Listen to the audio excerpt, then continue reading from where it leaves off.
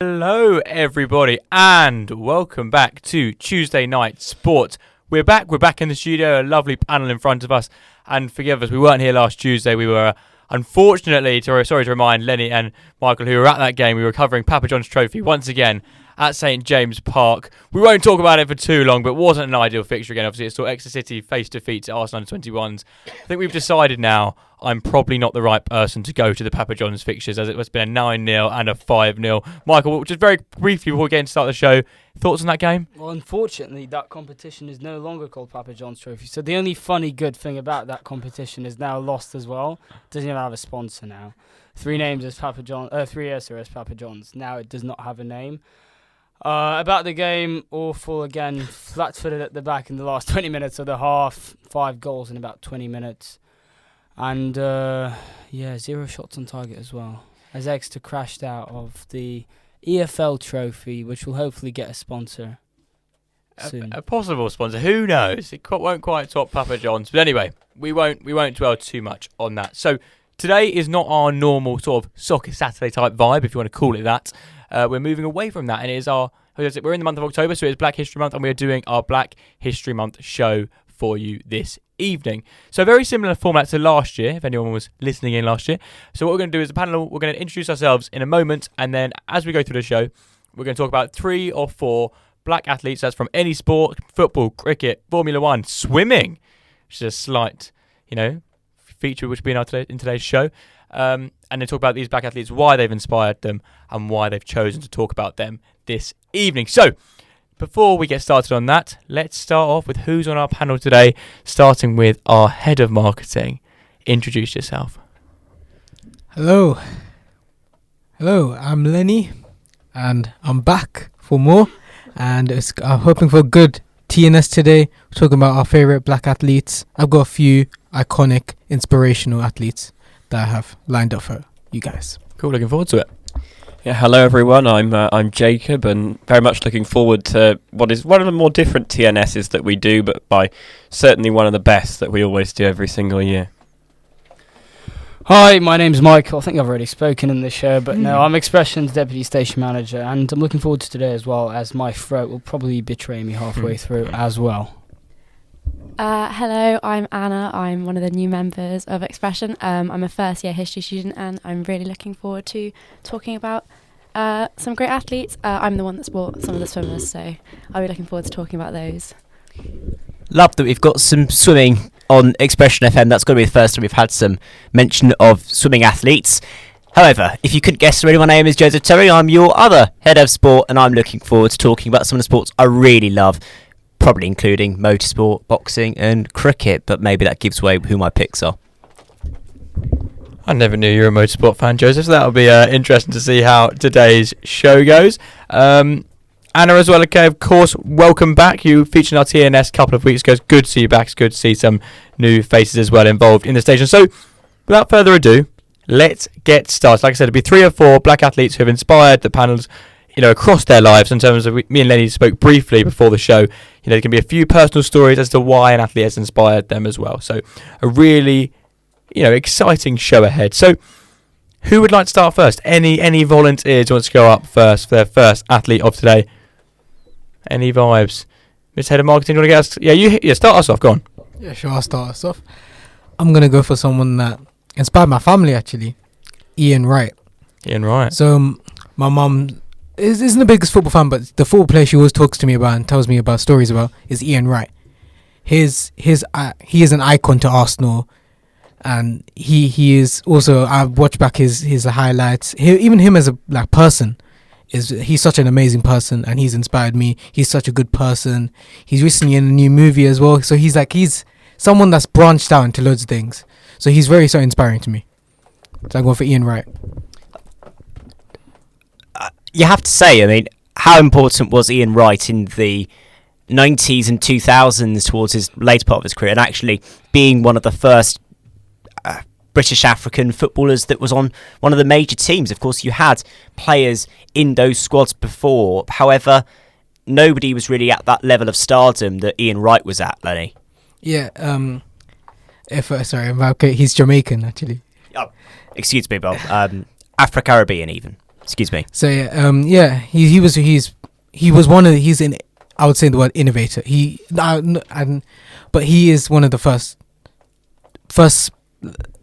to become into the football scene of a black footballer to come into the football scene, and he's iconic for his things that he's done. Of course, interestingly enough, I did some research on Ian Wright last year for our show, so I'm just going to run anyone listening through a bit about Ian Wright. So, a message to us all: Ian Wright came to football late. Despite trials at Brighton and Southend, he played non-league for quite some time before breaking into the Football League. So, anyone tuning in, obviously Michael as well, who's now in our Futsal Bucks team, it's never too late. The dream is always still alive. So, and obviously we might have seen that video before on Twitter and Instagram of his Sydney Pigeon, a key teacher in his life. I don't know if you've seen the video where he sort of goes, "Oh, I thought you were dead." And obviously he's not dead and whatever. So that was quite a wholesome video. If you've not seen it, see it. So he played 581 league games, scoring 287. That's for Greenwich Borough, where it was on his 22nd birthday, signed for Palace.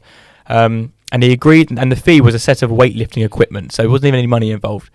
Then he scored 90 goals at Palace and 225 starts. And you've also got famous Nike slogans, such as "Behind every great goalkeeper, there's a ball from Ian Wright." So again, we've seen sort of his impact into popular culture as well.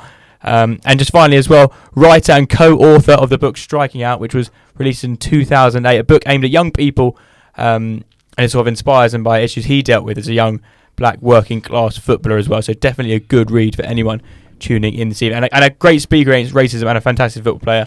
And that example of just never truly giving up. Go on, I know you were going to say. I just want to add something. Ian Wright is one of the players that's like consistently supported the women's football game, like outwardly on the news. Like he's one of the players that has always just been supporting the women's team, and I just think that's such a nice thing to have. And especially he really faced a lot of struggles as a black athlete, and then for him to then go on and support the women's game, I think is just really admirable. And he's got a platform, like people love Ian Wright.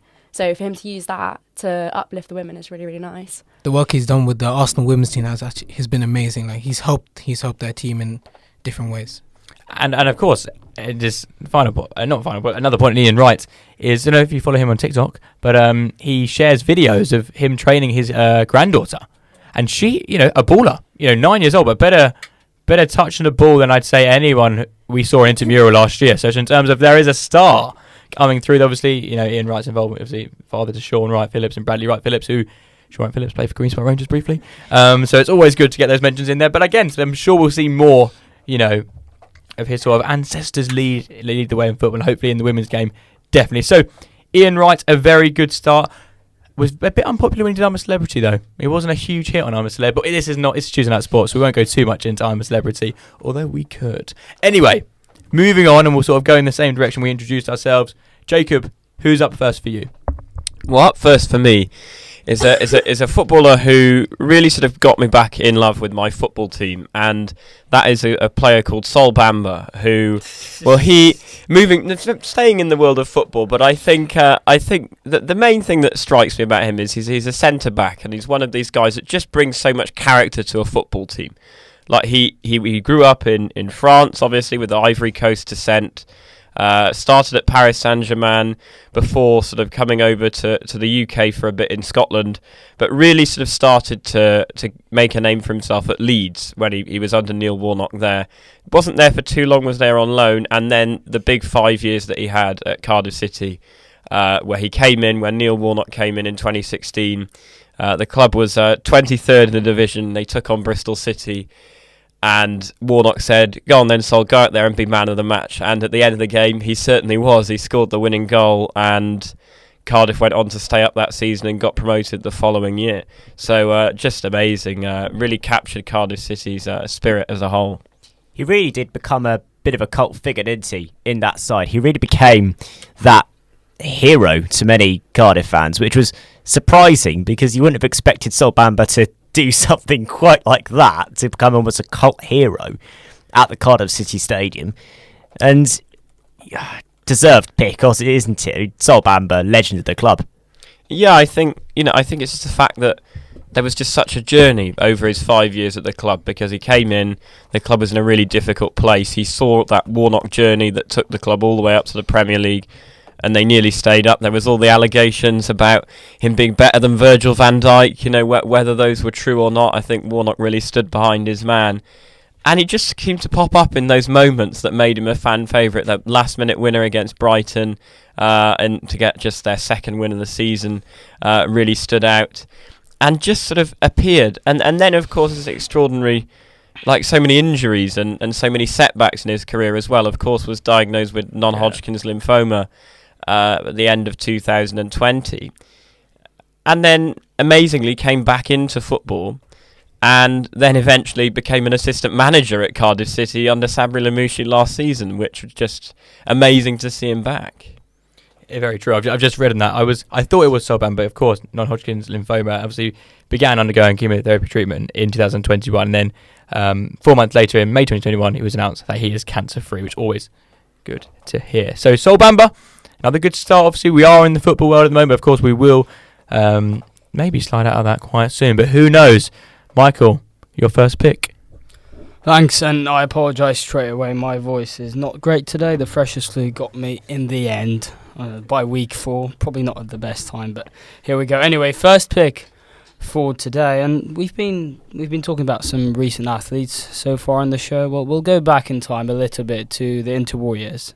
We'll go back into the 1930s because this is the time when Jesse Owens appeared on the big stage and became quite a significant figure. I don't think it's a man that needs too much introduction, and it's actually someone I already talked about last year on the show, but it's just a name that it first springs to mind when you talk about significant black athletes in October every year. So I'd love to talk a bit about him once again. Jesse Owens, of course, best known for his outstanding performance in 1936 at the Olympics in Berlin. He won 4 gold medals in the track and the field and set world records in every single discipline as that. And overall, is thanks to that performance, is one of the most successful athletes in Olympic history, especially to do with athletics. Now, if we move away a little bit from the sporting side of things, and I think the reason that performance and what he did in those years is so significant, and of course his reaction, his defiance of the Nazi ideology, because we all know why those Olympics were held in Berlin in 1936. They were held under Hitler, who has just risen to power.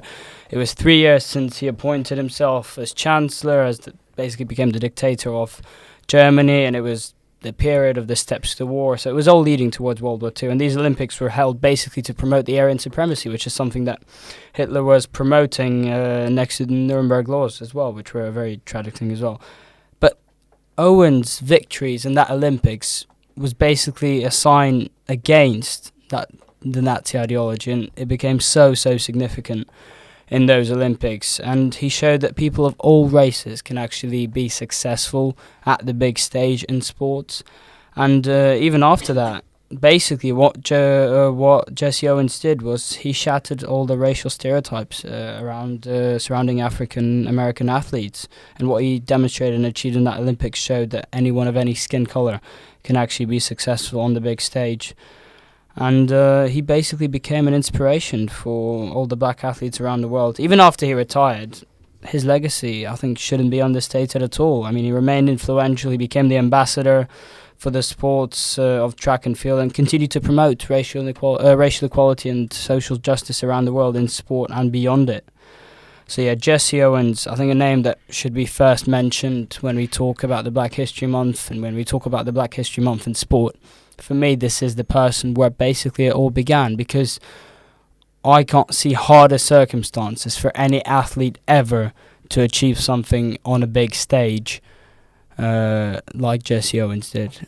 And other people who were talking, of course, great achievement, but the amount of pressure, the amount of danger, the amount of disrespect, the amount of segregation that athletes were receiving at that time in the Interwarriors was unbearable. But he went through it and won 4 times in Berlin in front of the eyes of Adolf Hitler and all the Aryan race. It almost gives goosebumps when I hear that story. I remember you discussing him last year. And I think that's what we talk about when we talk about Black History Month, and we obviously have to address the trauma that is involved for black athletes. Obviously Jesse Owens being quite an extreme example, but even today we unfortunately do still see it in all forms of sport. There is still racial prejudice, and that's something we're trying to promote in this show today. And obviously as why we do this show, and it works so well because it is this celebration of people who inspire us So yeah, a fantastic first pick, Michael. To be fair, I mean you've done well in terms. It's a great start. Yeah, I think just to quickly, I also got reminded of the other day. I was scrolling Instagram and this reel came up. Jesse Owens doing the trials. I think just before the Olympics when he was sourced, like trying to get into the team, and he runs 100 meters and gets a time just below the world record by a few seconds, and the coach is like, "Oh, by the way, do you know that a meter is actually longer than a yard?" That's how much better he was than everyone surrounding him. Yeah, a great for the ages. I'm going to Anna. You were going to say? That's right. Sorry, very keen. So yeah, he was a great athlete. Yes. And everything that surrounded it. So even if you exclude everything that surrounded it on the side, he was a great athlete by himself. Yeah. He was just an incredible athlete as well, which kind of goes off the radar a little bit, but even so. And the youngest of 10 children as well, so in terms of you as well, that's another... I'm scared to imagine how fast he would be now. Oh God, he'd be rapid. If you think about it, with the modern recovery systems, all the ice baths, all the electric machines, I'm not even a pro at all of this, but the amount of service he would have received, how fast could he be? Usain Bolt would have been worried for his record. Usain would have been very well. It is. Usain would have made a full-time turn to his football career, which obviously wasn't very successful. Anyway, Anna, up first for you. I am deviating again from the football. Sorry about that. No, so we are going to swimming because swimming is my sport. When I was still competing, I absolutely loved it. And at the lower levels of swimming, you do see quite a lot of black athletes. But then you get higher up and you try and think, in the GB team at the moment, can you think of anyone? I mean, I am embarrassed because my swimming knowledge is limited, so I'm excited to be enlightened. Okay. The answer is there is one current black swimmer on the GB team, and it's not even in the short distance events. It's in the 10K. So, which is not an Olympic program in the pool. Yeah, so, not Olympic program. Yeah. So we'll go back to the first black Olympic swimmer, who was Kevin Burns in 1976. He finished joint 16th in the semi-finals, which means he didn't progress. He finished joint 16th, so he didn't progress to the semi-finals. And he was the first black Olympic swimmer for GB.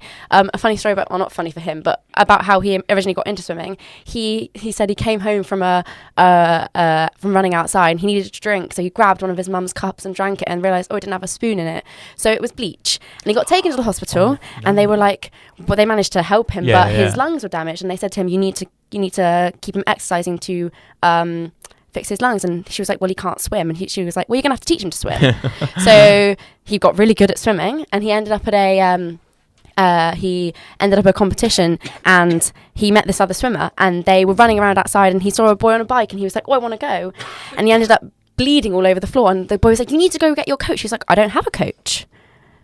Because at that point, his coach was like, I'm not coming to the competitions. Yeah. So very quickly, he ended up in the Olympic trials, 1972, missed out because at that point, it wasn't the time with who finished first. It was an adjudicator going, you look like you finished first. Yeah. So he lost out. So then he ended up in 1976 at the Olympics, first black Olympian for GB in swimming. And then it was 1980 at Moscow when Paul Marshall... he swam in the semi-finals, helped GB get to the finals when they eventually won the bronze medal in the 100 metres relay.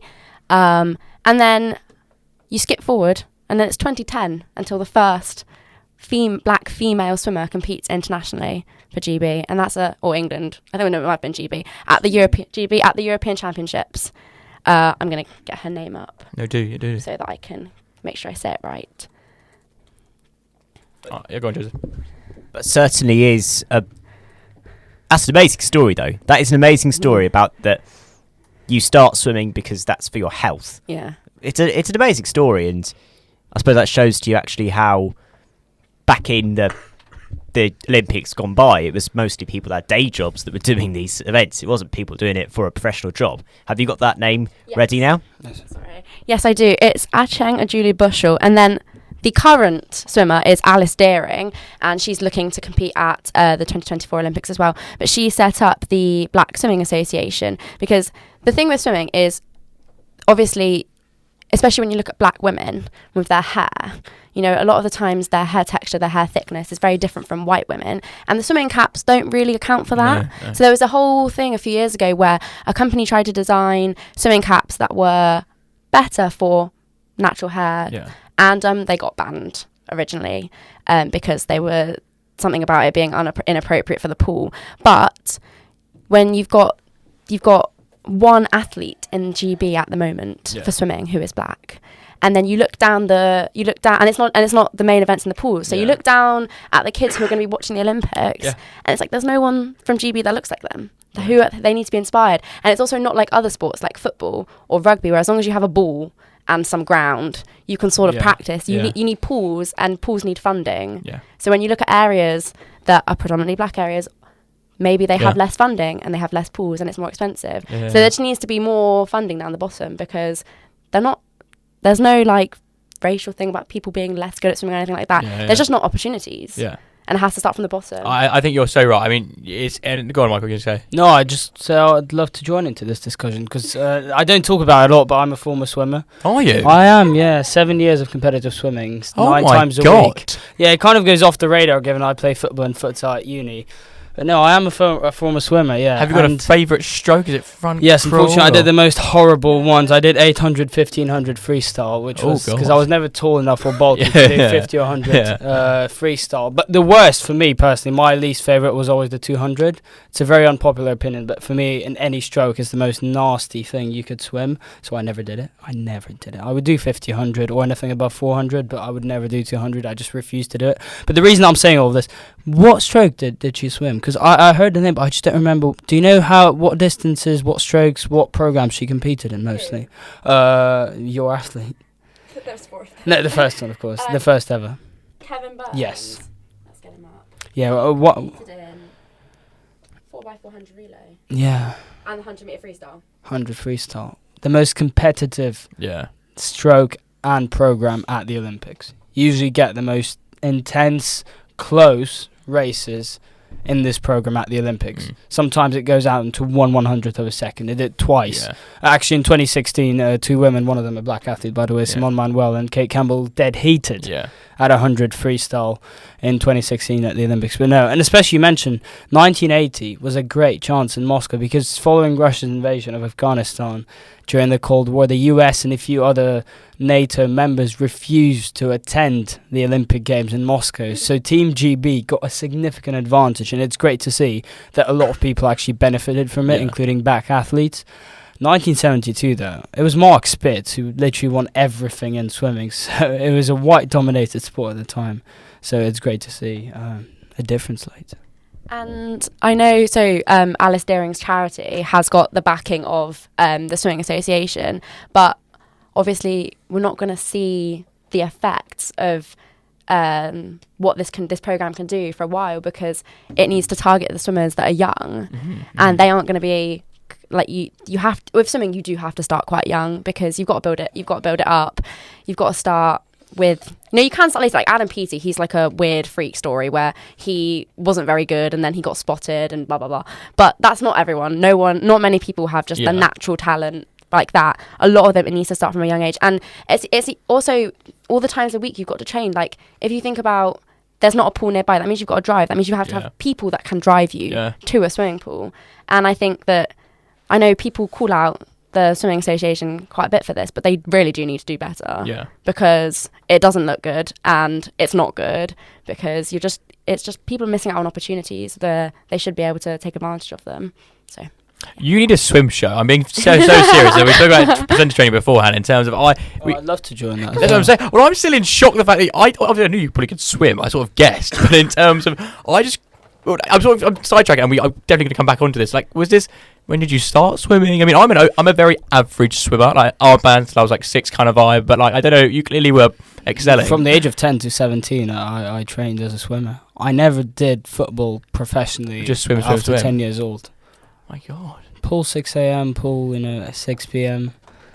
Yeah, and then at uni I just had enough, and, you generally do at some point. For some people it comes naturally a bit earlier, and I used to watch a lot of swimming.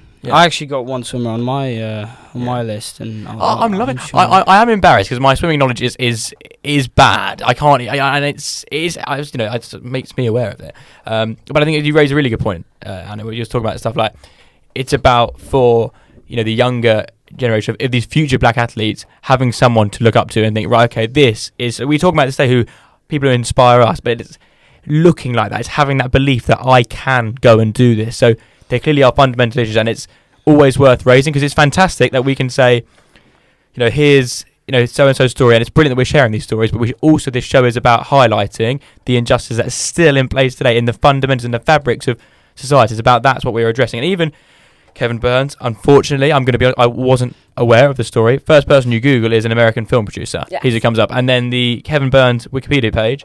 There are much better sources of research than Wikipedia, I should claim. But it's literally got about 5 lines. So there, again, we're seeing there isn't this attention being paid. It's in the wrong area. So it's good these institutions are being set up, hoping to start helping that problem, the issues that are there. But it's going to take some time. Yeah. But no, fantastic. I want to see this swim show. So let's talk to whoever's doing presenter training, who I should know, Tom Langley did mine. So, and let's get this show up and running because I will listen. Any other sort of special talents on the panel today that any of you guys have got that I wouldn't be aware of? I also swam. Yay! What do you mean when you mean swam? Like you can swim, or you I started swimming swam? at 5 and then stopped when I was 15.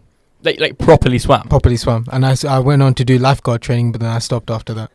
But you were like a proper swimmer. So I would go every single Friday and swim like an hour session every single like week with a coach and that. with a coach. In North London.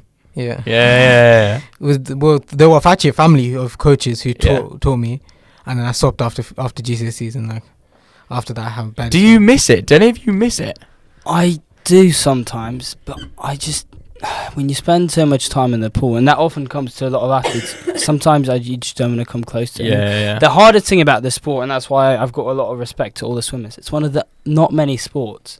For the duration of a training session, which usually lasts 2 hours, and you usually go on an average training session of 5-6K minimum, you're with your own thoughts. Yeah. So you could think of anything. You can think of, do some maths equations, think of, I don't know, anything, a podcast idea while swimming. Any other sports, you can stick an earpod in your ear. You can, I don't know, talk to someone sometimes. I like how your first thought was a maths equation there, just sort of swimming and working out sort of formulas. No, but actually, in any other sports, like in football training, you would see having fun. You're just you in the water. Yeah. But would you guys have this when you would enter the pool and start swimming? I'm just smiling, and I'll swim while I'm... No, you don't. You really don't. You just want it to end. Nah, you want it to end. When I get in, I'm happy. I'm starting. No, because you've just done land training. Land training? Yeah, like fitness. And then we didn't get. We just went straight in the pool. Laps. I do miss it because I had to stop because I got ill. Okay. So I got injured and then just kept going to competitions and then I got ill. Yeah. So my last few months of swimming weren't the best, but I do not miss doing the 50 and the 200 free or something silly and getting there at 6 a.m. and leaving at 6 p.m. because the 50 was the last event. That's the only thing I don't miss. I mean, just really. I love the 53. What is the 52? I don't know what the 53 is. Oh, fine. Sorry. Go on, Jacob. You were going to say something. I think. Well, I did swim a bit while I was over it. When I was over in Australia, because they're very, very serious about their swimming over there. Like, if you can't swim over there, basically you're an outcast. So they're very unforgiving in the Australian PE departments. And I just found it when I came back over here. I hate swimming in indoor pools. I just love the outdoor pool experience of it all. Have the fresh air and everything. I just couldn't stand, the indoor pool. It's just so dingy. I didn't like. It's just not the same. Actually, as we speak, I'm in a shirt of a swimming club from where I go. That is no way. It's almost like you planned it. Photo at the end of the show, Lenny. I want that on the Instagram page. This is one of my favourite conversations we've ever had. Expression of M Sport. With your average knowledge of swimming, how? No, average is kind. Okay. I would say below average. Yeah. How much do you think God, a race suit would cost? A race suit. So race skins are skin tight swimming costumes, and you can only wear them for 10, literally 2 races or something because they get looser and then they don't work. 2. I used to wear them for 10. Okay, I would wear them. So you said 1 and I was thinking 10. 10 races and then they don't. 10. I said I would do 10. Oh, okay. We said the same thing. I love this dynamic so much. This is fantastic. Because I thought you said 1 and I thought. Yeah, they usually take about 10 minutes to put on. Yeah. And you can't wear when you're waiting for your race. Your coaches tell you to take the straps down because otherwise you're going to cut off the blood circulation to yourself. £50, More than that, if they're good. 80, More. 100, More. 150, More. 200, 300. For me, it stops there. They but can for the women, girls it's ones more. can go up to like 300 quid. Oh, And can you think? So can you God. imagine someone that doesn't have money? Yeah. Back to the. And you got to pay for swimming lessons and the coaching stuff. Yeah, That's the show. Yeah. Oh, sorry, the show. Bring it back to. Can you imagine an underprivileged swimmer? Yeah. They can't even they might not even be able to afford And the kit. they only last for like 1 or 2 races at a time. I didn't even think that. So you're dishing out possibly 200 quid like a week.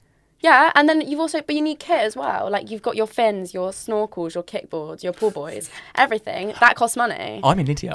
Honestly, I know. Goggles are so expensive. I didn't know any. You know what? I've never worn goggles in my life. You need special good hats ones. as well. You You need- need special hats to Yeah. compete as well. The ones that like create the what's the name? Like Allow you to glide. You know. aerodynamic. The Yeah, that's aerodynamic the one. efficiency. Yeah. Yeah. I love that from my head of sport. But this is the thing, is that if you tell me anything that's remotely related to cars, and I say aerodynamic efficiency, How on earth have we gone from swimming to cars? Let's just tie all of what we said Yes, let's to do that. praise Bloody- our respect Yes. to a notable black athlete who Yes. started off the presence of black athletes on the international swimming stage Yes, exactly, and that's what we 50 learned. years ago. Yeah, and again, it's educational for myself and something I'm definitely going to look into after this, and maybe I might even take up swimming. Anyway, sort of as we segue away from the pool, and that's an outdoor pool, Jacob, not an indoor pool, don't worry. Let's move on to my co-head of sport, Joseph Terry. My first hero, and this person truly is one of my heroes, the king, the one and only, the greatest, Muhammad Ali. The greatest boxer of all time, perhaps one of the greatest people of all time as well. This was the man who defeated Joe Frazier, George Foreman, and all of his opponents until the end of his career. 37 knockouts, 56 victories, only 5 losses over his whole career. This person also champion of the civil rights movement, a champion of the peace movement as well, a person who was able to be brave enough to defy the authorities and not take a gun and go to war in Vietnam. Muhammad Ali, also a man of faith, and that is something I admire extremely as well. Muhammad Ali is one of the greatest people in the world. It's so sad that he is gone. However, if there's one person I think you should follow in your life to at least emulate or copy, it would be the king, Muhammad Ali. God, that was actually quite emotional, that speech, wasn't it? Do people agree with me on this, though? Yeah, of course. Gotta be.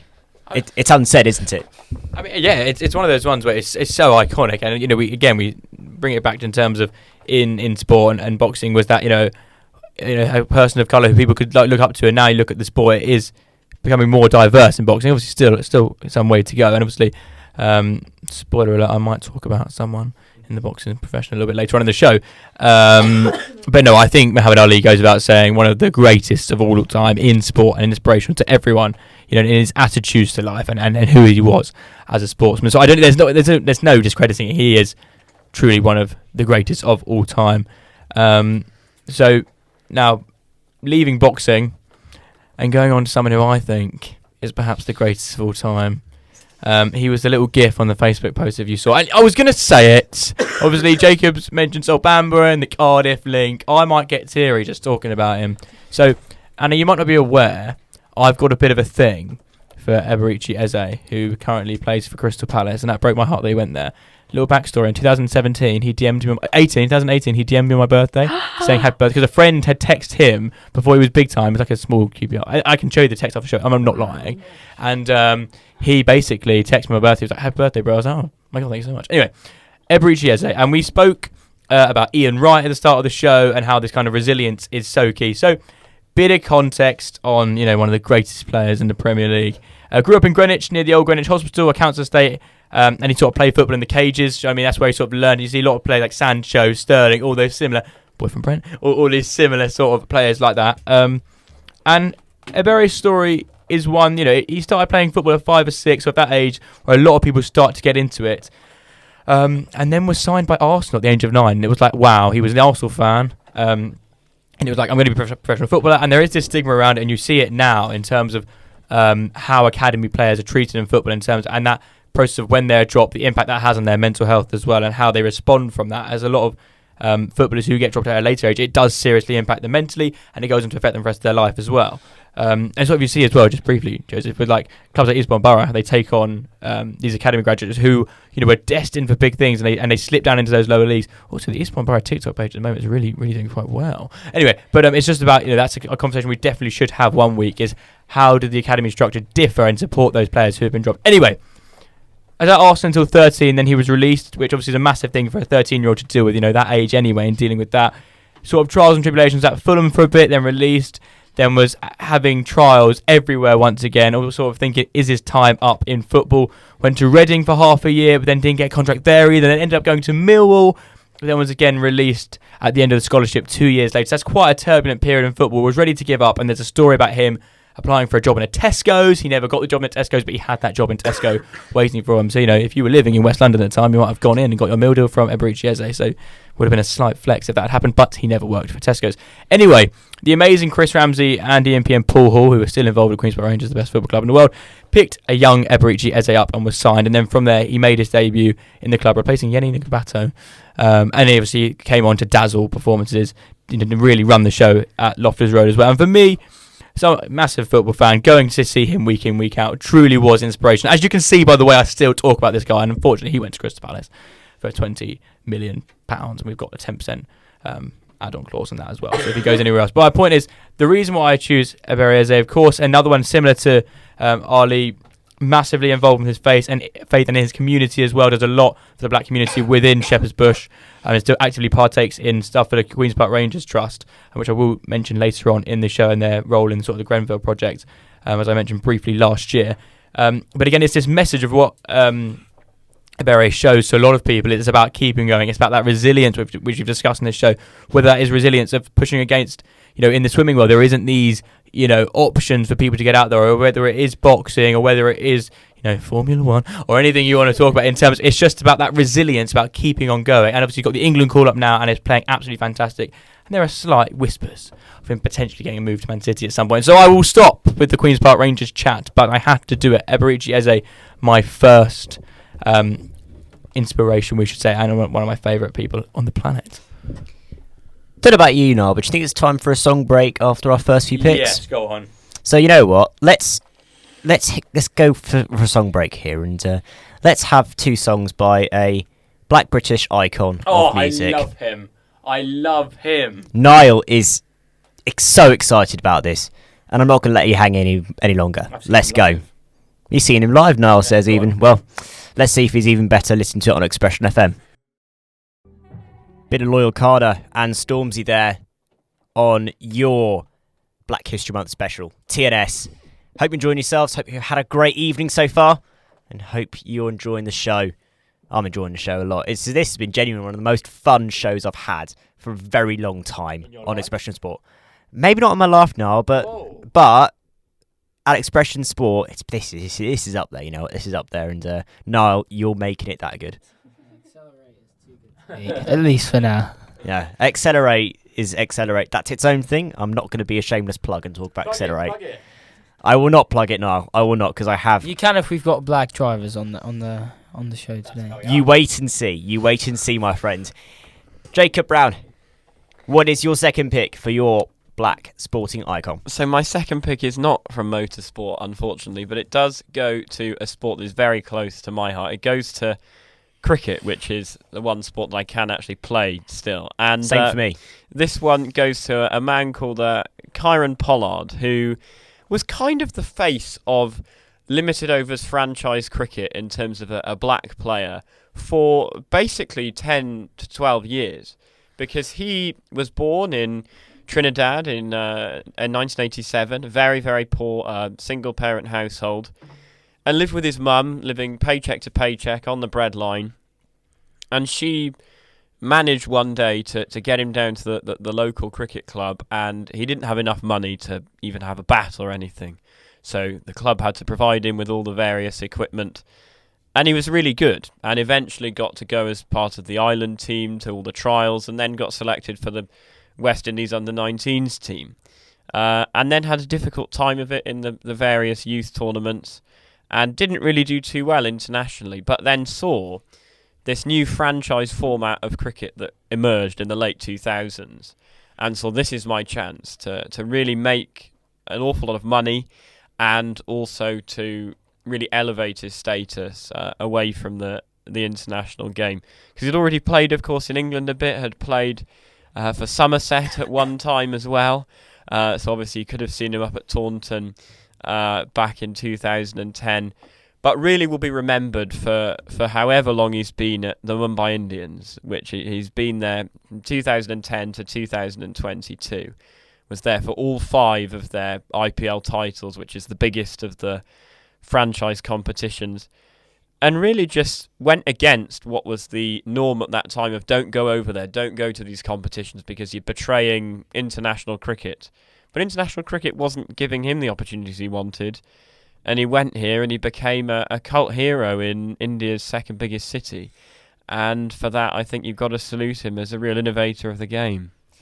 I'm sensing, Jacob, that you're a proud MI fan. Is that true?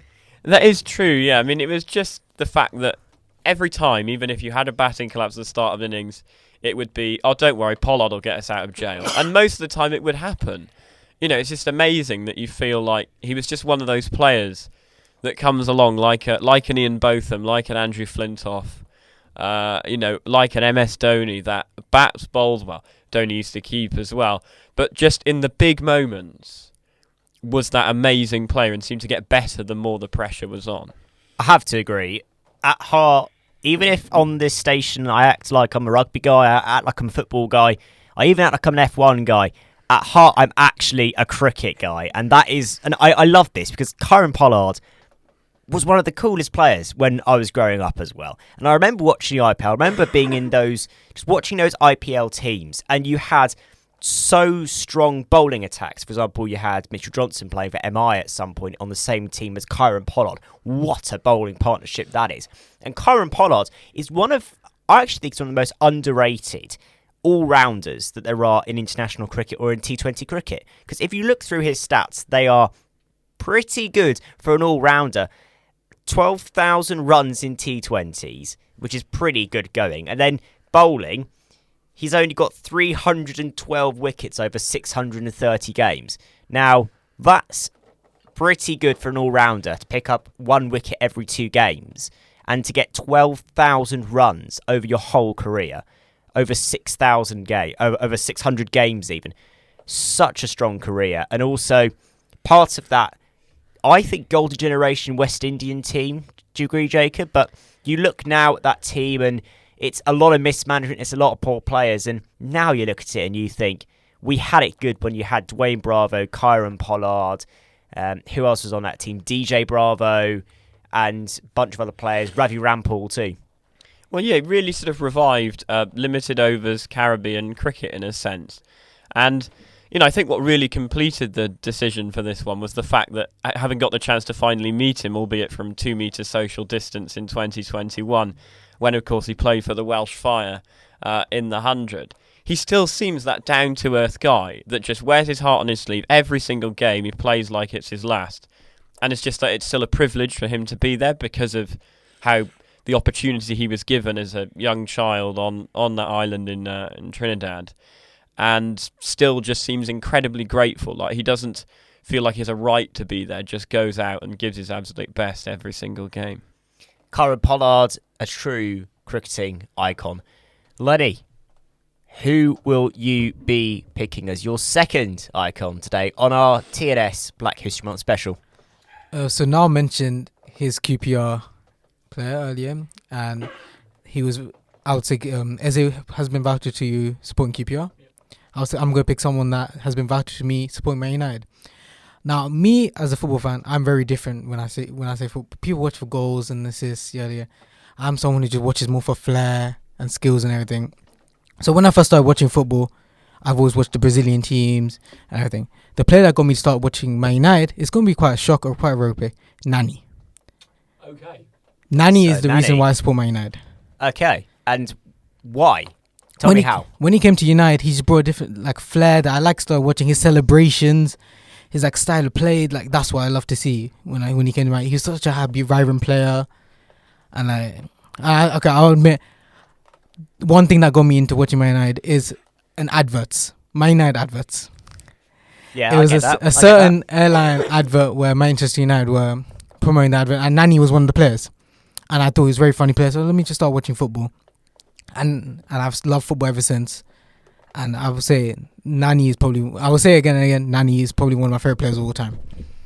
Yeah, he was famous for his big old acrobatics, wasn't he? He used to do the old cartwheel backflip sometimes, but he played in a huge team. I remember he would play with the likes of, who's in the same, Wayne Ronaldo, Rooney. Rooney. He was there all their time He assisted Wayne Rooney's goal when he scored the bicycle kick against Man City. Yeah, well, came off his shin though, so I'm always sceptical. Yeah. But Nani, fantastic football player, and only retired recently. Actually, need to double check. Retired. Fact check that. He's still playing. Still playing. In Toronto. No, he's in Orlando. He's in Adana. Oh, Turkey. he's moved. Yeah, He's in Turkey. now. He's I in don't need Demirspor. Yeah. He's in Orlando. A legend of Man United, 147 appearances, 25 goals, and Euro also winner. Euro winner as well, as Michael says there, as Michael says, and 112 appearances, 24 goals for the Portuguese national team. True legend. And it's funny you said about the adverts, because there is something so nostalgic about those old school Nike, Adidas adverts, whether it was them selling a football boot or a football or a kit, and it's just so nostalgic. And Nani's one of those names that I think of as well. Such a good player, and you know what? He's a legend as well because he's still playing at the age of 36 at a fairly good league level wise. When I was younger, there was a book where it would, like teach you how to do skills, and one of the pages had a page about Nani, and I'd like learn his skills and I'd watch his highlights to like. That's why when you see me play nowadays, I'd say I must compare myself to Nani. Nani and Anderson. It's gonna be shock with those two players. But Nani and Anderson were the reasons why I saw Man United. It's a shame I don't see that flare out on the Intramural pitch, Lenny. But you know what? I can't talk. I'm even worse than you. No. We all have we can link up. We can be Nani and Anderson of the Intramural team. I mean, if they make a rounders team, I'll have something useful to do at least. Michael, what is your second pick in our Black History Month special? Well, I want to stay in swimming, because I've enjoyed it so much. I've enjoyed it so far, and I'm going to name an athlete, a male athlete this time. And it's going to be the first male athlete, black male athlete, to win an Olympic gold medal. And that is going to be Colin Jones from the United States of America. Prominent African-American swimmer, made great contributions, born in 1984 in Bronx, New York City, and won his first gold medal in 2008 in Beijing in the 4x100, which to this day is my favourite race ever, and notably the greatest relay race ever. Yes, Colin Jones wasn't the outstanding performer of that race, but nonetheless had a good third leg as well, a very important one in swimming in the 4x100, so it was very influential in Michael Phelps' record-breaking 2008 Olympics, where he went on to win 8 gold medals. But Colin Jones didn't stop, won silver as well in the 50 freestyle in 2012, losing just narrowly to Florent Manodou in London, and also won the 4x100 freestyle and medley as well, where he swam in the heats for medley, and the 4x100 freestyle also. So 3-time Olympic gold medalist. I may be mistaken, but I think that's how it is. And 50 freestyle silver as well in London. So a great athlete. And we talked about swimming a lot. It's a sport where there's not that many black swimmers in the pool. And this is where it comes influential. I don't want to repeat everything that we have said so far, but beyond swimming, he did not stop. He advocated a lot about diversity, which of course is very common. He was very vocal about increasing diversity, inclusion in competitive swimming. He used his own platform to raise awareness about the underrepresentation of black swimmers in sport and actively promoted greater racial diversity in swimming. And what he did, it helped to address these issues of inequality. So he remained influential, as it often happens with notable black athletes beyond swimming. So, as always, a great swimmer, very influential, and even was a strong advocate for water safety education. That's something else he did, especially in minority communities. He partnered with organizations to promote swimming lessons and water safety awareness, where he was addressing the disproportionately high rates of drowning among black and minority children. And his efforts have had a significant impact on reducing these cases. So another great influence. And all his journey, even, to greatness. It was about overcoming, it was about an inspirational story of getting to the top in swimming, a sport where black people are underrepresented, as we already discussed in this show for a very long time. And for me, his story is extremely inspirational in a sport that, of course, I love. And since we had a nice long discussion about black swimmers, I want to add on to it with Mr. Colin Jones of the United States of America. A more than deserved selection there in our list. Anna, what are you going to pick now? So I actually couldn't decide, but I think I've decided to go for someone who always has to get brought up in these conversations, which is Simone Biles, who is now an icon. Yes. An icon. Nothing else. The most successful gymnast, male or female, with 37 medals, 7 Olympic medals, which is just ridiculous. So I always think about medals. I think swimming gives you a weird sense of how many medals people can win, because there's so many different events that people can pick up 15 medals in a competition. But in things like gymnastics, there's the all-around and then there's the individual events. So for her to have 7 Olympic medals is ridiculous. And then obviously at 2020 in Tokyo, well, it's 2021, but the 2020 Olympics, people thought it was the end of her career when she pulled out, talking about the twisties, which I think that was really admirable for her to talk about that, because people forget that being up in the air and, you know, losing all your awareness must be absolutely terrifying. And people sort of wrote her off a little bit after that.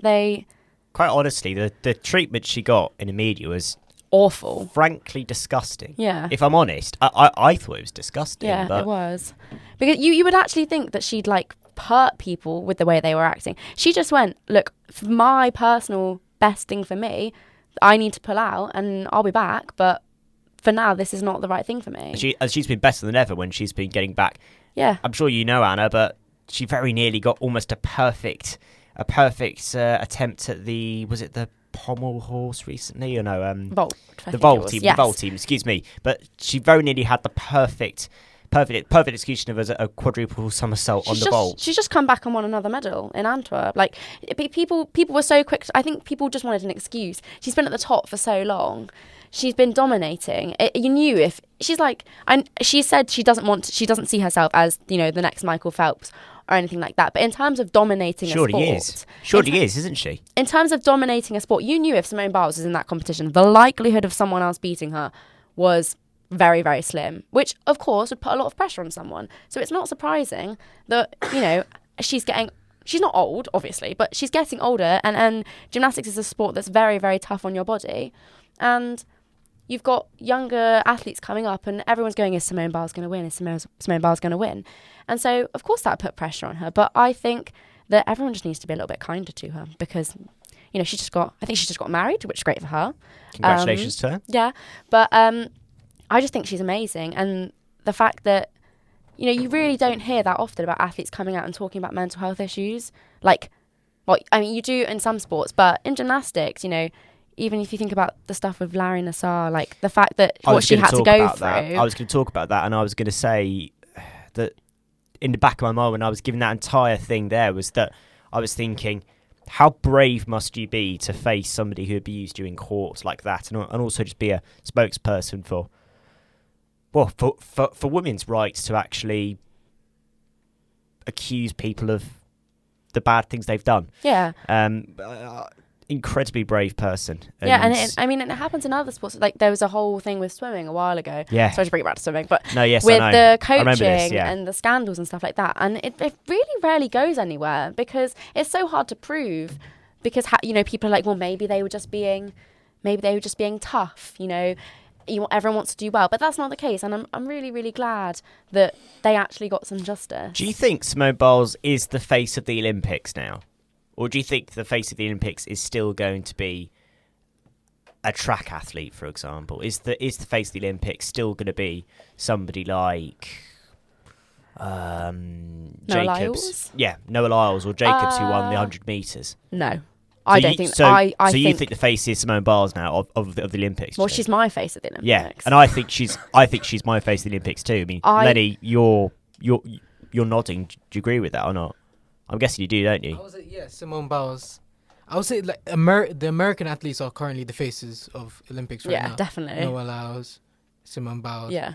You've got Sha'Carri Richardson. Yeah, you know, Sha'Carri they're all doing. But I honestly think that, you know, like, you had Usain Bolt, you had Mo Farah for like the track athletes, and I think Simone Biles just like transcends sport now, and that's when you know that you've got someone who's an icon, because, you know, you'll speak to people about swimmers and be like, oh yeah, no, this person, other than like Michael Phelps and Katie Ledecky, you'll speak to people and be like, oh yeah, this person's won like 30 gold medals or something. They'll be like, I actually have no idea who you're talking about. But Simone Biles is like a household name. You know, she's got that impact. Like, it's like I don't know how to say, it's like a star power. Legacy wise, Yeah. the impact she's left is similar to Usain Bolt's. Yeah. She has left her impact on the Olympics. Her records are going to be hard. Like, her records are going to be hard to break. She's like, I don't think that there'll be a time when someone goes, oh, is this the next Simone Biles? She's like that benchmark.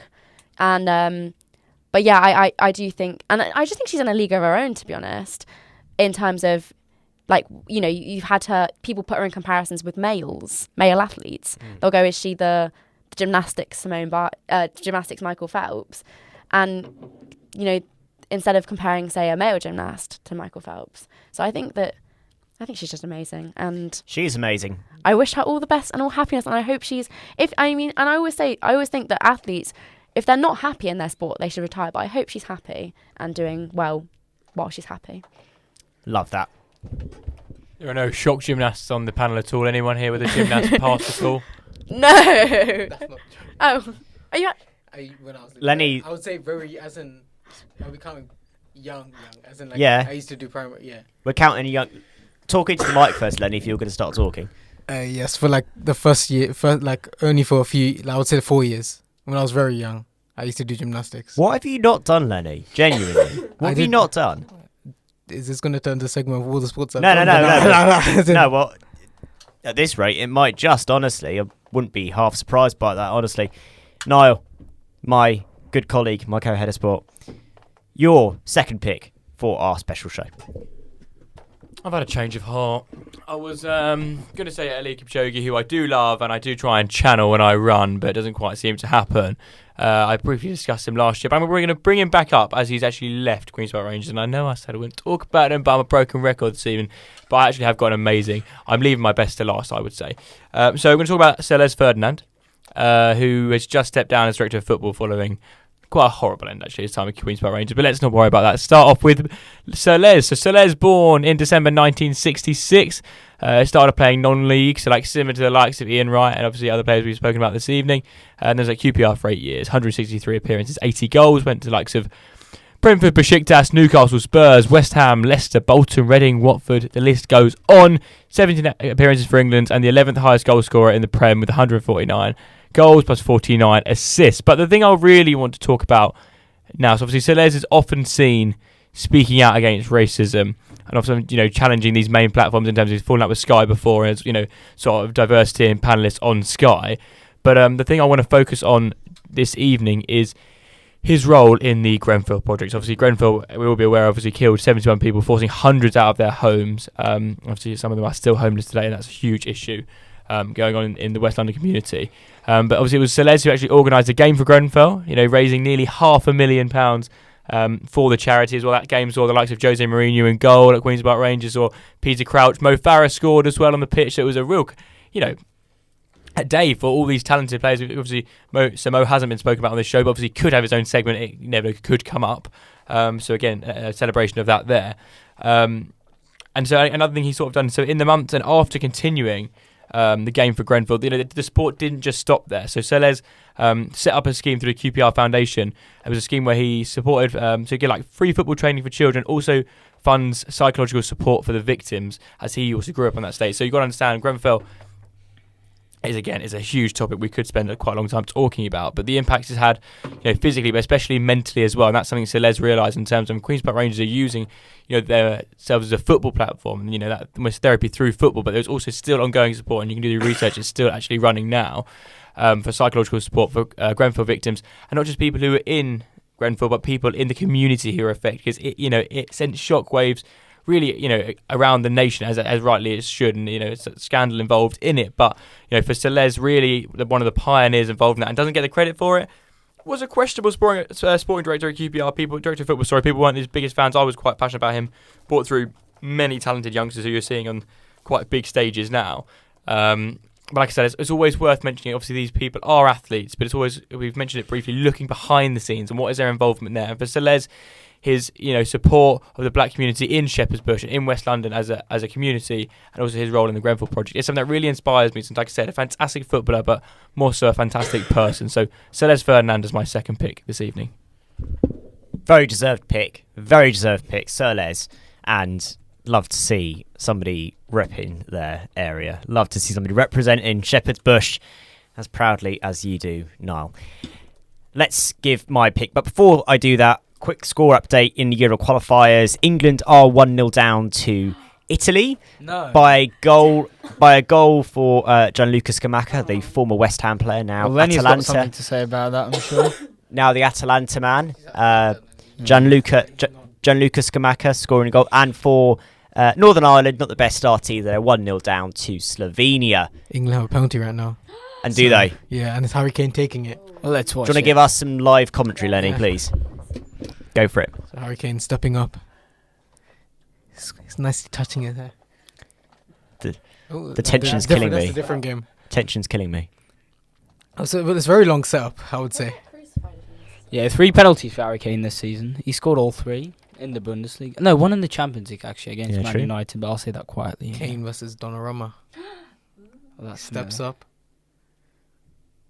That's awfully long, but it's very okay. It's a big moment. Yeah. It's very short taking. Sorry, he's very short. Oh, short run up. He scores and it's 1-1. 1-0. Top corner, no chance for Donnarumma, who hasn't had a best of seasons. No, he hasn't. Season. Donnarumma, not what he was when he saved a few penalties at one, but we won't talk about that. Very much. true. Also, score update: Crawley Town 2, Worthing Town 2.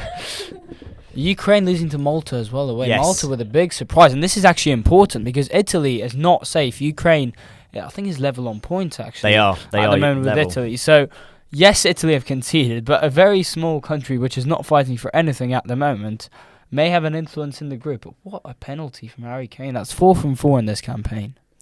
The other important game: Whitby 0, Chelmsford 0. Chelmsford City's run continues. Jacob Brown, it continues. Anyways, let's go back to what we're talking about, Black History Month, of course. And I'm going to give my second pick. Maybe it's a bit cheaty, I don't know. Hamilton Brothers. I'm going to put both of them together now. And so let's just start off with Sir Lewis, and I will say Sir Lewis Hamilton. 7-time champion. Should it have been 8? We've had this discussion already on F1 Twitter over the past 3 years. However, 7-time champion, legend of the sport, one of the greatest drivers for developing a car, one of the greatest drivers who had one of the greatest ever debuts. To nearly win the title on your debut season and go within 2 points, 3 points. 1 point. 1 point even. I get the numbers wrong. Oh, I love this. 2 F1 gurus on the show. It's fantastic. Carry on. 1 point. We love to have a petrol head in the studio. However, 1 point away from your first title against Kimi Räikkönen, somebody who'd been around for close to 10 years at that point, and then against Felipe Massa, who had been on the grid since 2001. What an amazing debut. And I actually think he's one of the greatest people at developing a car. That Mercedes car is his car because he knows how to develop a car like nobody else does. Lewis Hamilton is one of the greatest in the world. He is quite possibly the greatest of all time. And that is something I will say, even though I know that's probably quite controversial. However, I want to give a bit more attention, not to Sir Lewis, even though I think Sir Lewis did an amazing job. Something like the Hamilton Commission is an amazing initiative. And good on Sir Lewis for hoping and aiming to promote British black engineers and British black talent in the engineering space. However, I'm going to talk about his brother. I'm going to talk about Nicholas. Now, Nicholas's story is quite something.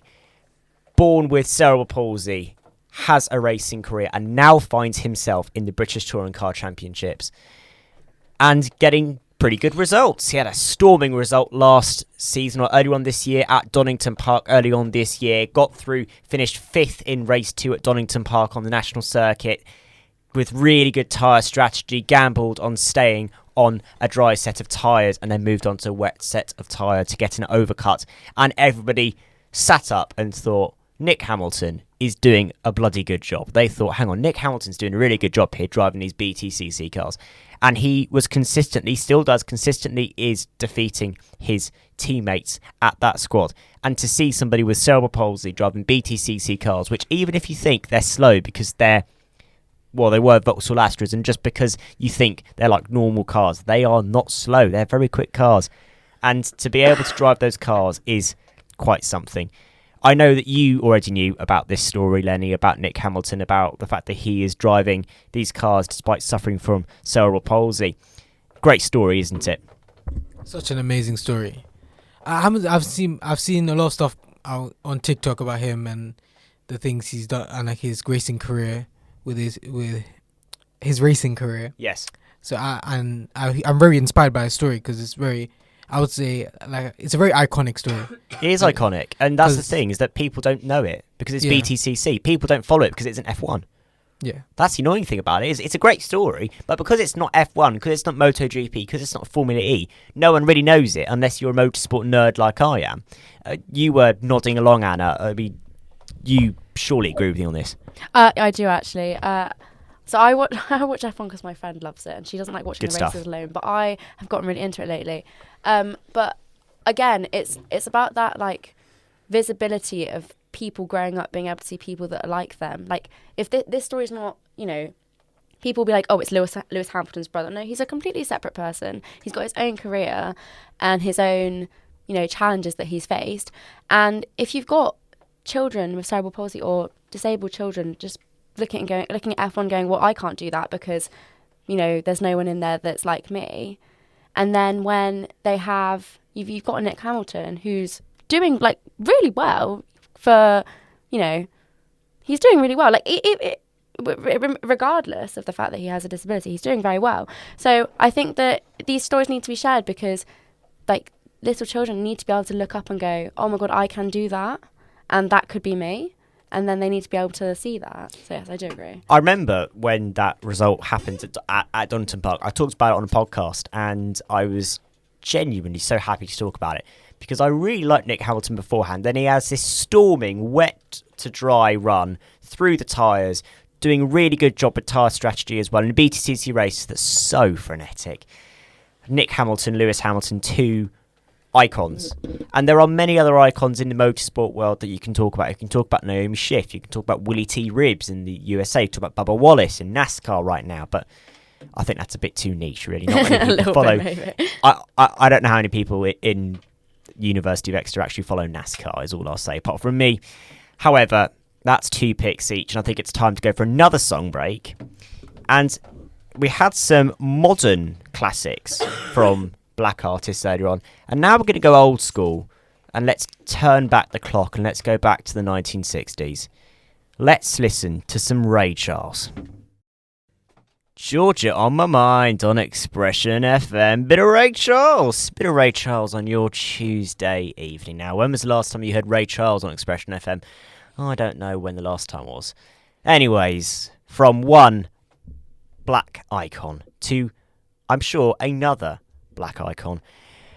Michael, let's start off first. You weren't ready. He's been caught. I wasn't. But I should have expected it, Yeah, I love how we were going chronologically. in an order. So, I am prepared, so actually. Michael, your pick, your third pick. Yeah, it's a one I wanted to leave till last. An athlete that unfortunately is no longer with us since 2020, but I just want to talk about him. Kobe Bryant from the NBA.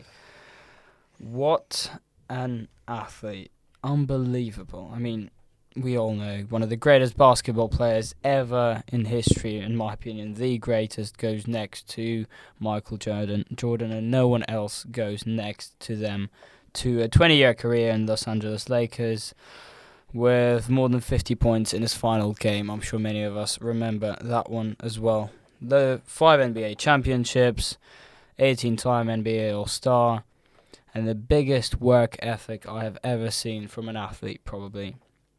I mean, I just want to talk to him. I mean, I think all of us, to some extent, have watched Instagram Reels or YouTube videos with his interviews.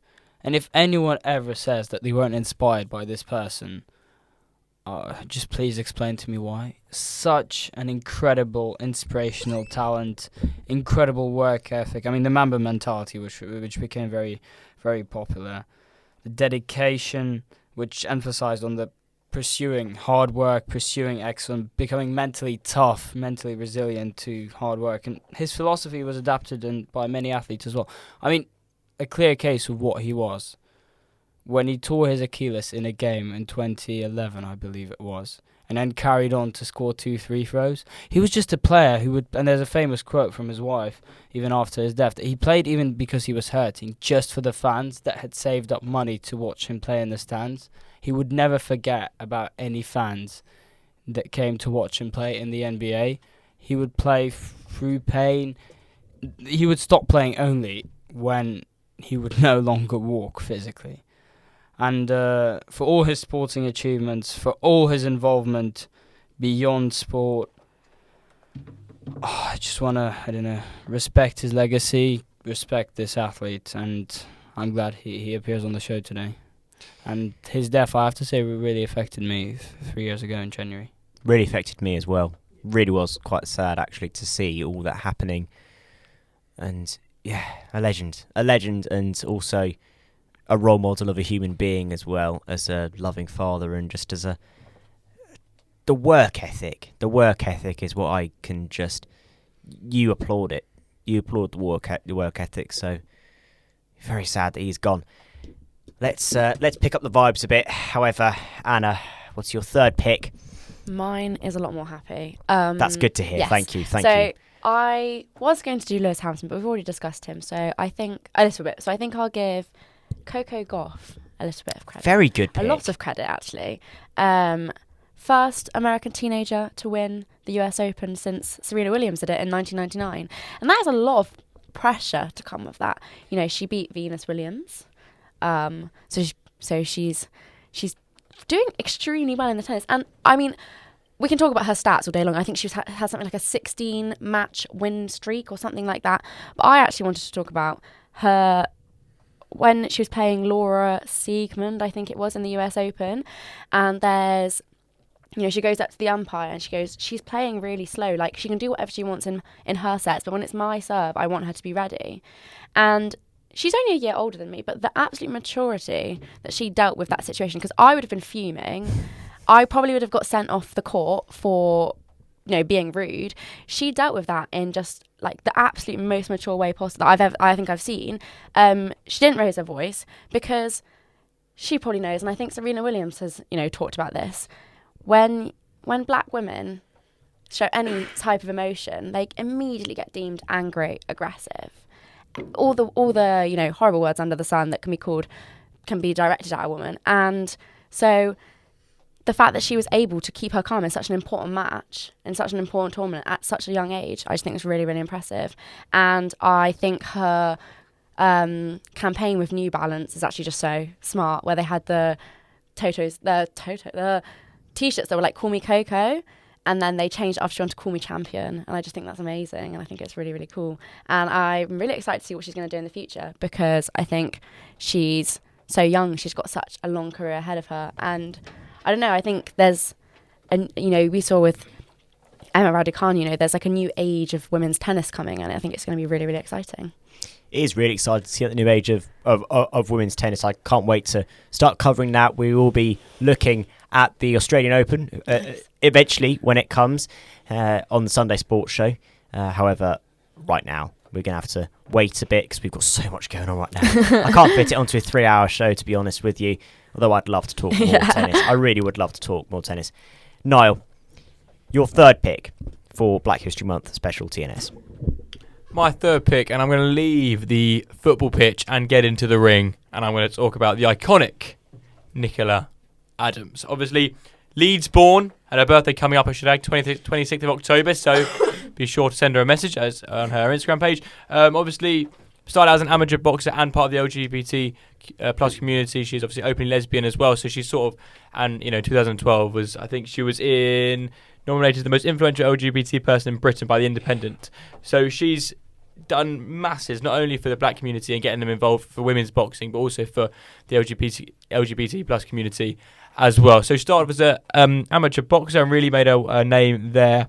And so during her time as well, because there wasn't much funding until 2009, until it was, let me get the exact stat on it, it was the International Olympic Committee backed funding for women's boxing in 2009. So to fund her fights, she was, fun fact, an extra in the likes of EastEnders, Coronation Street, and that's how she was sort of funding herself, and she was a builder beforehand as well. So if you ever find yourself rewatching old episodes of Corrie, which I'm sure our head of marketing probably does in his spare time, just be sure to check out Nicola Adams in the background as well.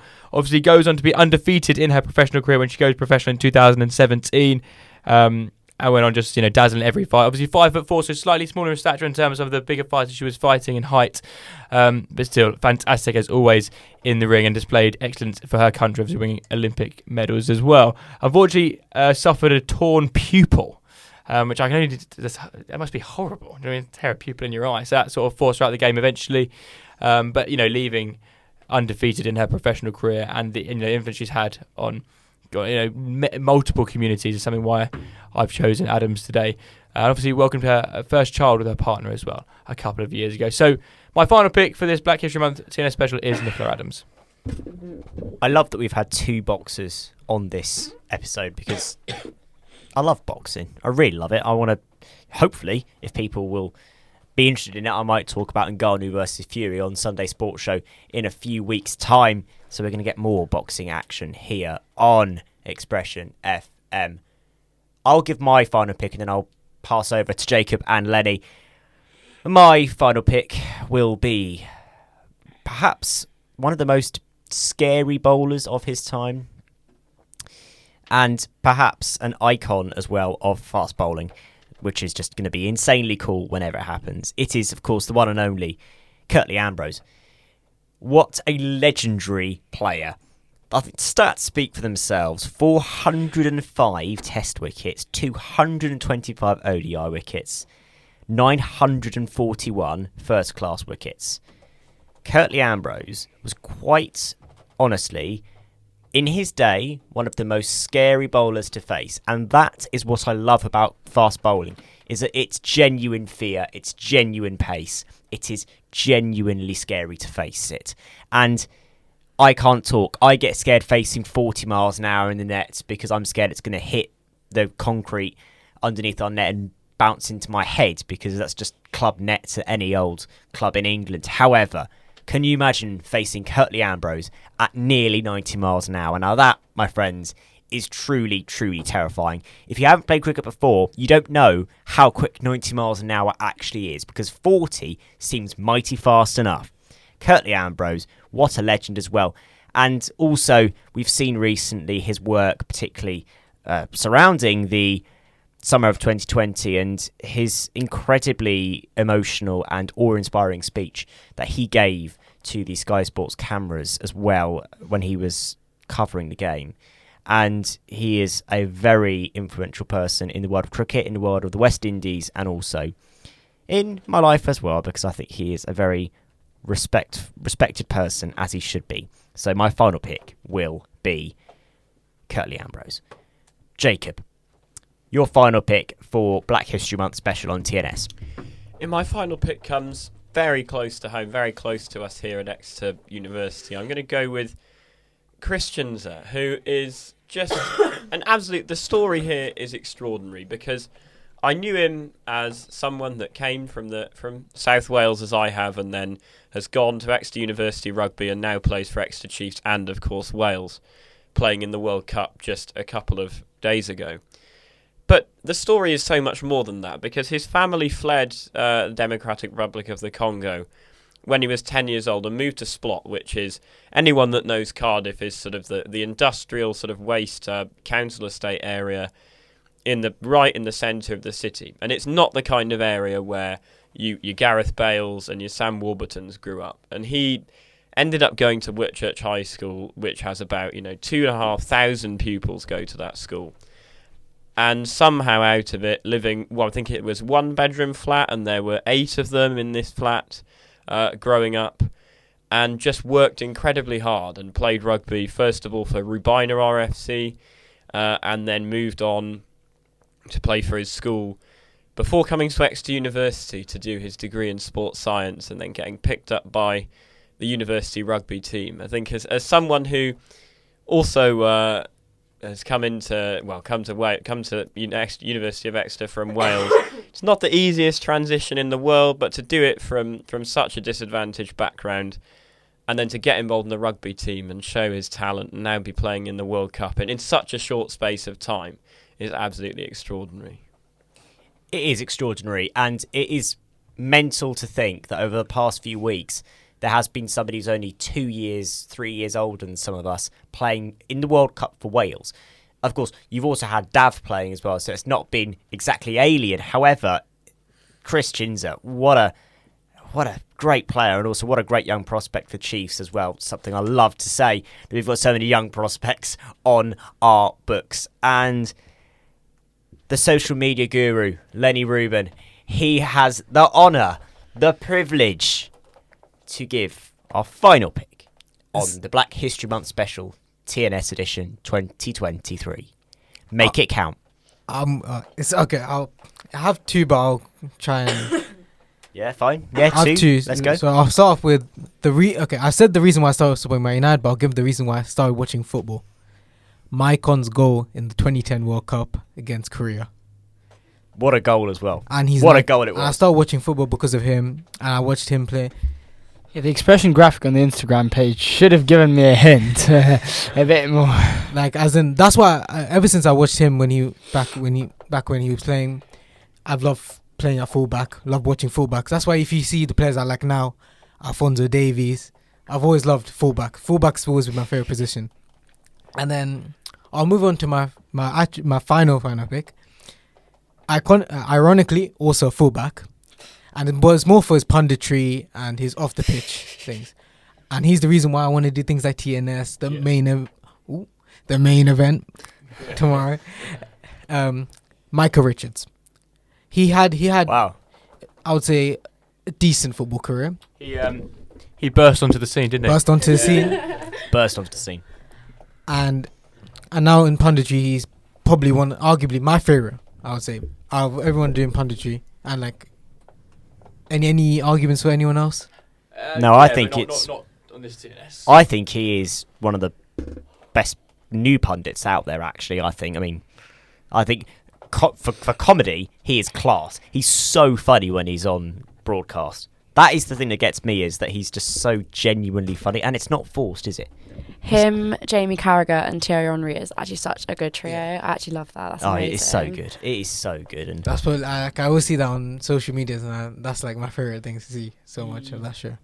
And also, he's actually a decent podcaster these days as well. So he's got that under his belt.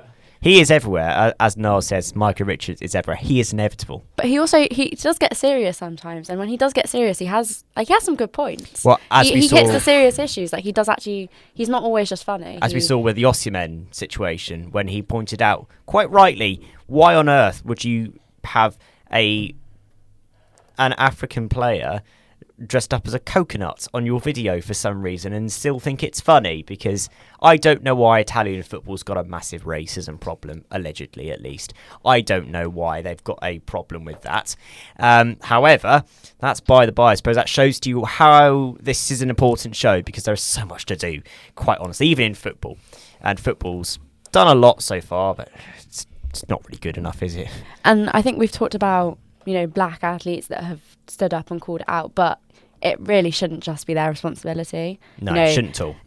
That's why I think this is a good show, because, none of us are black, so... No, and that is true. And actually, it's a good point you raise, because actually, I think there are many people who don't come from the communities that they're talking about, and this could be the same if you're talking about Asian communities, talk about LGBT communities as well. Is that there is this general idea that, well, it's a closed book and it's an echo chamber, that you can't talk about these issues if you're not part of that community. And I think sometimes that is actually the right way to go about it. Sometimes it isn't. Sometimes you do have to pierce that echo chamber a bit, and you do have to talk about these issues.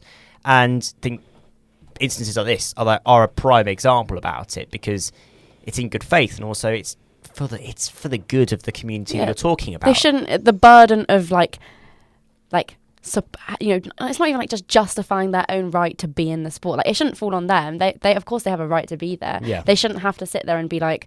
They shouldn't even have to be good at the sport to be allowed to be there. They should just be. They have the same equal opportunities as everyone else. So that's why I think we have a responsibility to talk about it. Perfectly said, Anna. And you know what? You are incredibly articulate for somebody who was only starting doing the radio a few weeks ago. Thank you. Genuinely, bravo. I think we'll wrap up the show here, but thank you everybody for joining me. Thank you the listeners as well on YouTube, on Expression FM.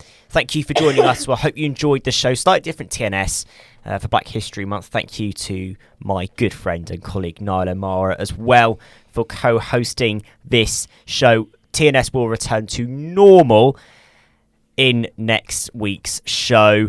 However, there's also more sports action to come soon this weekend, as you've got the Sunday Sports Show, 10 to 1 p.m.